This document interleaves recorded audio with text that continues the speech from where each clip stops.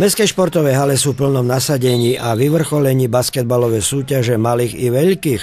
Naše obrázky sú z posledného dvojkola regionálnych majstrovstiev žiackej kategórie, ktorý sa postupuje do národného finále.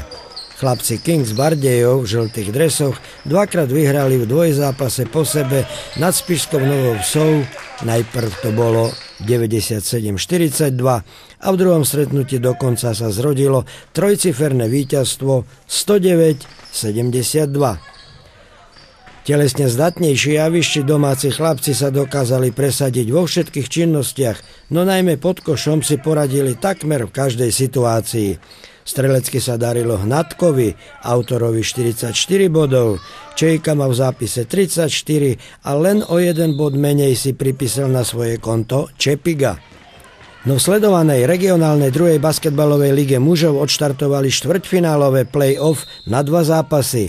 Bardejov v tom prvom na palubovke Univerzity veterinárskeho lekárstva v Košiciach prehral len o 7 bodov po výsledku 79-72.